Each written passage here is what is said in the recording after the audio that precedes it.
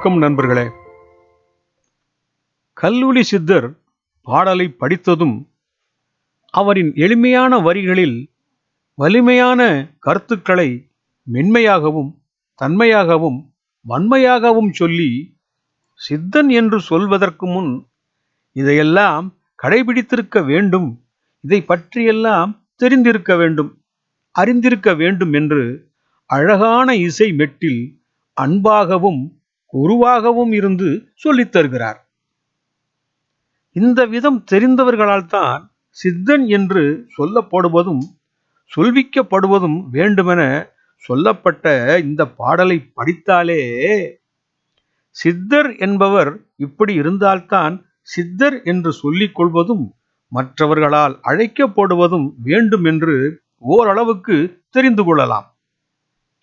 காவியும் கந்தலும் தாடியும் புத்திராட்சமும் விபூதியும் குங்குமமும் சந்தனமும் இட்டு தாங்கள்தான் சித்தர்கள் என்றும், தாங்கள்தான் கடவுளே என்றும், தாங்கள்தான் சித்தர்களின் அடிப்பொடிகள் என்றும் சொல்கிறவர்களுக்கும் சொல்ல வைக்கப்படுகிறவர்களுக்கும் யார் உண்மையான சித்தர்கள், யார் உண்மையான சித்தன் என்பதை வெளிச்சம் போட்டு காட்டியுள்ளார் கல்லுளி சித்தர்.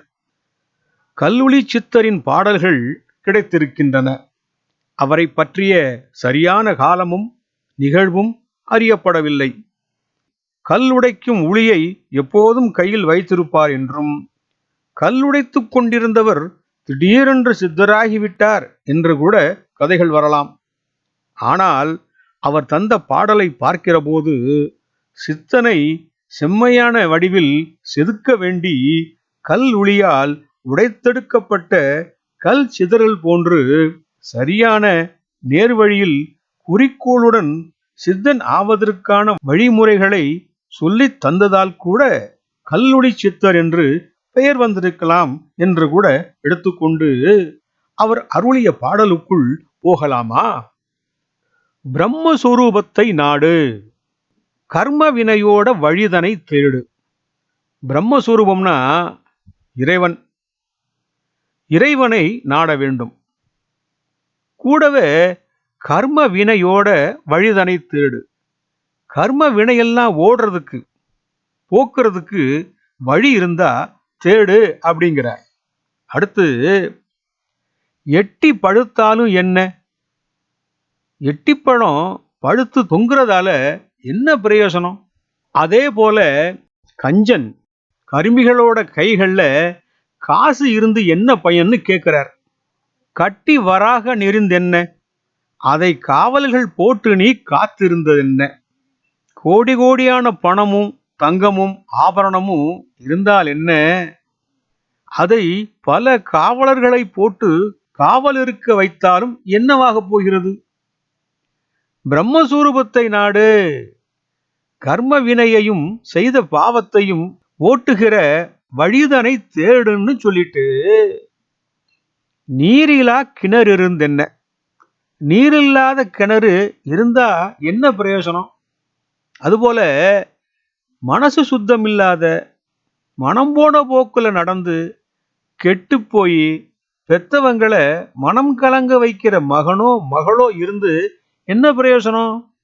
அப்படின்னும் நீர் இல்லாத கிணற்றையும் நேர்வழியில் செல்லாத மகவையும் ஒன்னா இணைச்சு உதாரணம் சொல்லிட்டு, ஊரிலா ஆறிருந்தென்ன, ஊரிலா ஆறிருந்தென்ன, ஊருக்கு உபயோகமா ஆறு இருந்தா ஊரும் செழிக்கும். ஊரை விட்டு எங்கேயோ ஆறு இருந்துச்சுன்னா பஞ்சம் தீருமானும், அதுபோல உதவியே இல்லாத உறவும் சொந்தக்காரங்களும் இருந்தும் என்ன பிரயோசனம்னு கேட்கிறார். தவம் அது செய்தாலும் என்ன, விதவிதமா தவம் செய்து என்ன பயன்? சமத்தன், நல்ல வேலைக்காரன், அறிவுள்ளவன், திறமசாலின்னு பேரெடுத்தாலும் என்ன பிரயோசனம்? சிவ பூஜை செய்தாலும் என்ன, அரண் சேவடியை அதாவது கோயிலையும் மறக்காமல் இருந்து என்ன பிரயோசனம்? காசிக்கு போய் வந்தால் என்ன, பெரிய பெரிய மலைகள்லாம் ஏறி தேடி தேடி ஏறி இறங்கி சாமி கும்பிடுறதுக்குன்னு தெரிந்தாலும் என்ன, வாசியோகம் தெரிஞ்சு என்ன, தினமும் மகாராசா தலைவான்னு பேரெடுத்தாலும் என்ன பிரயோசனம் அப்படின்னு கேட்டுட்டு பிரம்மஸ்வரூபத்தை நாடு, கர்ம வினையையும் செய்த பாவத்தையும் ஓட்டுகிற வழிதனை தேடுன்னு சொல்லிட்டு புராணம் படிச்சாலும் என்ன, இந்த பூலோகத்துக்குள்ள மறைந்திருந்தாலும் என்ன, அதாவது பூமிக்கடியில போய் சமாதி நிலையில இருந்து என்ன ஆக போகுதுன்னு கேட்கிறார். தராசு மாதிரி அந்த பக்கமும் இந்த பக்கமும் சாயாம ஒரே நிலையா இருப்பேன் அப்படின்னு சொல்லி இருந்து வாழ்ந்து என்ன ஆக போகுது? இல்ல தினமும் சிவசிவா அப்படின்னு ஜெபம் பண்ணிக்கிட்டே இருந்தாலும் என்ன நடக்க போகுது? வித்தைகள் பல படித்தாலும் என்ன, என்னென்னவோ வித்தைகள் இருக்குது. அப்படி எல்லா வித்தைகளையும் கற்று சகலகலா வல்லவனா இருந்தாலும் என்ன ஆக போகுது? இன்னும் பல சாஸ்திரங்களையும் சம்பிரதாயங்களையும் வித்தைகளையும் கத்துக்கிட்டாலும் என்ன நடக்க போகுதுங்க? என்ன ஆக போகுது? சித்து வேலைகள், வியாபார தந்திரங்கள், மற்றவரை ஏச்சு பிழைக்க தந்திரங்கள், பணம் சேர்க்கிற சித்து வேலைகள் பல தெரிஞ்சிருந்தாலும் என்ன, ஆளை மயக்கிற பேச்சு இருந்து என்ன, பொண்டாட்டி பிள்ளைகள் இருந்தாலும் என்ன, வயசான பெற்றோர்களுக்கு பாத பூசை செய்கிறதால என்ன, தனி குடித்தனமோ தனியாவோ இருந்து என்ன, இடிக்க முடியாதபடி கல்லாலேயே கோட்டை கட்டி இருக்கோங்கிறதால என்ன, என்னவாக போகுது? மாடி மேல மாடி வீடு இருந்து என்ன, பல மாடி வீடுகளும் பல வீடுகளும் தோட்டம் துறவு பண்ணைன்னும் வண்டி வாகனத்தோடையும் இருந்தாலும் என்ன, இந்த உலகமே பாராட்ட பெயர் வாங்கினாலும் என்ன, கூடி குலாவி விழாக்களும் திருவிழாக்களும் நடத்தி சந்தோஷமா இருந்தாலும் என்ன, கையெடுத்து கும்பிட்டு காசுக்காக ஆட்டமாடி திரிஞ்சாலும் என்ன, தாய் தந்தை துணை இருந்தும் என்ன, சொந்த பந்தங்களும் ஊரும் உபகாரமா உதவியா இருந்தும் என்ன, இந்த வசதி எல்லாம் இல்லாம யாரோட உதவியும் இல்லாம பணத்துக்கும் சாப்பாட்டுக்கும் உடுத்துற துணிக்கும் உறங்குற இடத்துக்கும் கூட நாயை போல அலைந்தாலும் என்ன, யமனுக்கு தப்பிச்சு ஒளிஞ்சுக்கிட்டு வாழ்ந்தாலும் என்ன, இப்படி இந்த உலகத்துல எப்படி இருந்தாலும் எப்படி வாழ்ந்தாலும் எப்படி நடந்துகிட்டாலும் என்ன, என்னவாக போகிறது, எதுவாக போகிறதுன்னு கேள்வியா கேட்டுட்டு வந்த கல்லூரி சித்தர் அடுத்து இதெல்லாம் வேணும் வேணும்னு பாட துவங்குறார். சரியை கடந்திடவும் வேணும்.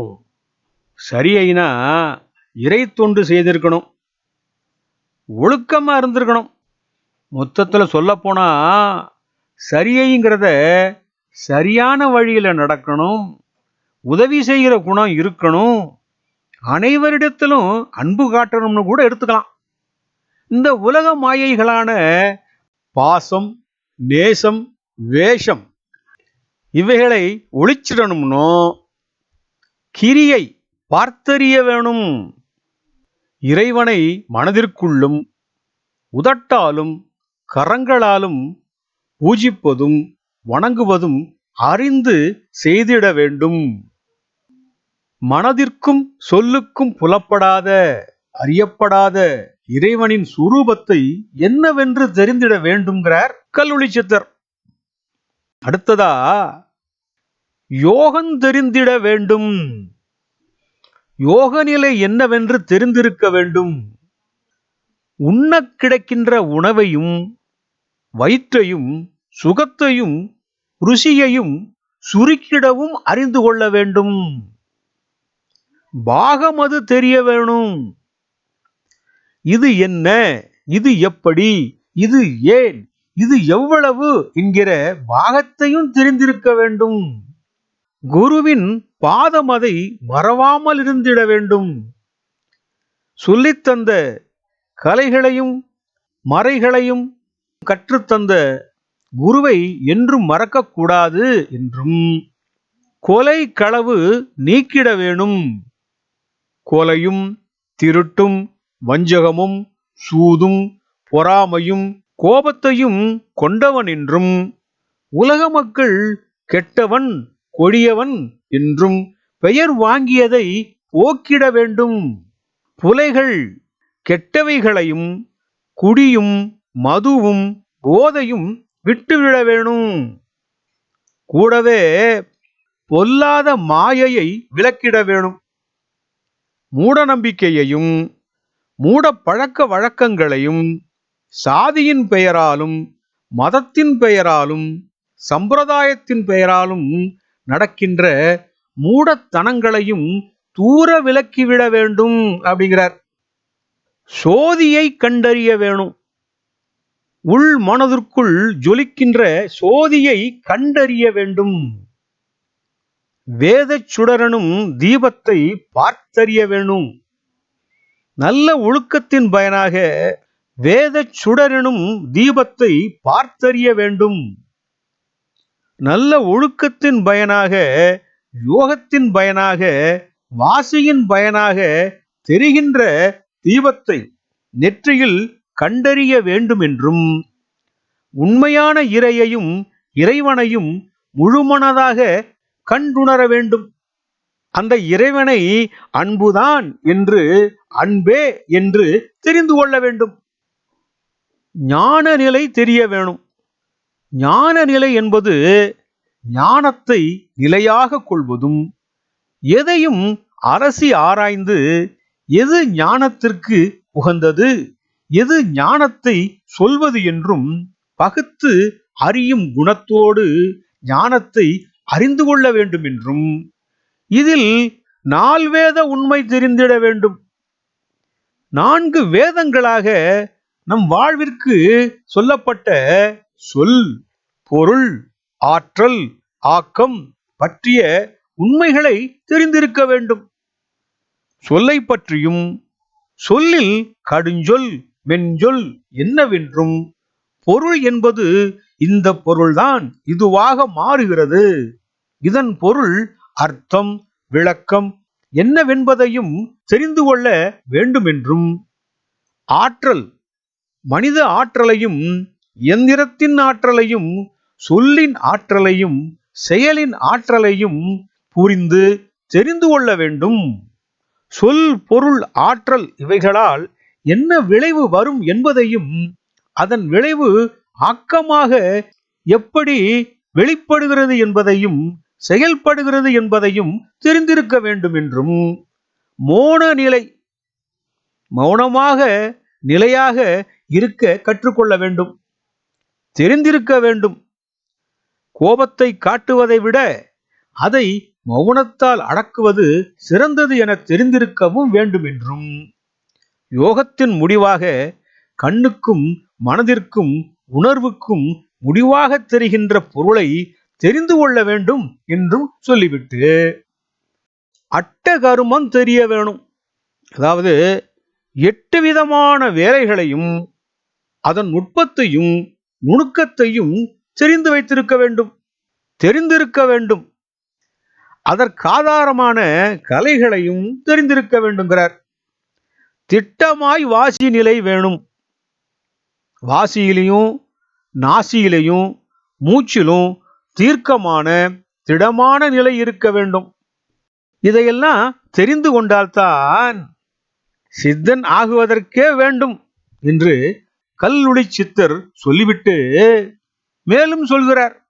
பந்தம் கடந்தவனே சித்தன். சொந்தம் உறவு எதுவுமே இல்லாமல் விட்டுவிட்டவனே சித்தன் என்று சொல்கிறார். உலகத்துல பஞ்சமா பாதகங்களை விட்டவனே சித்தனாக முடியும். பஞ்சமா பாதகங்களான கொலை களவு காமம் மது சூது என்கிற பஞ்சமா பாதகங்களை செய்யாதவனாக இருக்க வேண்டும். பஞ்சமா பாதகங்களை விட்டுவிட்டவனே உண்மையான பக்தனும் கூட. இந்த விதம் தெரிந்தவனே சித்தன் என்றும் சொல்லிவிட்டு, இந்த பாடலில் இதெல்லாம் இருந்தாலும் என்ன, கிடைத்தாலும் என்ன என்று கேட்ட கல்லுளி சித்தர் இதெல்லாம் வேணும் வேணும்னு பலவற்றை சொல்கிறார். இருந்து என்ன பயன், முடிவில் எதையுமே எடுத்து செல்ல முடியாது என்கிற பொருளில் கேட்கிறாரா? இதெல்லாம் இருந்து கொண்டு சித்தன் என்று சொல்லிக் கொள்வதால் என்ன பயன் என்று கேட்கிறாரோ? உண்மையில் இந்த பாடலில் கடைசியில் ஒரு வரியில் ஒரு முடிவை சொல்கிறார். அதாவது, அதிலென் நிலைமை கண்டவனே சீவமுத்தன். இந்த வரிதான் இந்த முழு பாடலையுமே தாங்கி பிடிக்கிறது. மனிதனாக பிறந்து செல்வந்தனாகி கஞ்சனாகி தவம் செய்து சிவபூசை செய்து வித்தைகளும் கலைகளும் பல படித்து பேர் பெற்று குடும்பத்தோடும் சீரும் சிறப்பும் பெற்றிருந்தாலும் சித்தனாக வேண்டுமென்றால் இதெல்லாம் எதுவுமே தேவையில்லாதது. இது இருந்தாலும் விட்டு வந்தால்தான் சித்தனாக முடியும் என்று சொல்லிட்டு, தொண்டு முதல் பகுத்தறியும் ஞானம் வரை அறிந்தும் தெரிந்தும் பந்தங்களையும் சொந்தங்களையும் பஞ்சமா பாதகங்களையும் விட்டுவிட்டு வந்த பிறகுதான் சித்தனாக துவங்க வேண்டும் என்றும் சொன்ன கல்லுளி சித்தர், அதிலே தாம் யார் என்பதை தெரிந்து கொண்டு மனிதனாக வாழ்கின்றவனே சீவமுக்தன், வாழ்க்கையை வென்றெடுத்து முக்தி பெற்றவன் என்றும், மனிதம்தான் சித்தத்தையே உயர்த்தும் என்றும், மந்திரங்களும் பூசைகளும் யாகங்களும் வேஷங்களும் அலங்காரங்களும் முக்தி அடைய செய்யாது என்று பொருள்பட, அவனே ஜீவமுத்தன், மனிதனாகின்றவனே ஜீவமுத்தன். சித்தனாவதற்கு முன் மனிதனாகிவிடு, சித்தன் ஆவதை காட்டிலும் மனிதனாகி விடுவதே ஜீவமுக்தி அடைய வைக்கும் என்று பொருள்பட, அவனே ஜீவமுத்தன் என்று கல்லுளி சித்தர் மனிதத்தையும் மானுடத்தையும் போற்றி சொன்னது நல்ல விஷயம்தானே. பதிவை பார்த்தவர்களுக்கும் பகிர்ந்தவர்களுக்கும் கோடானு கோடி நன்றிகள்.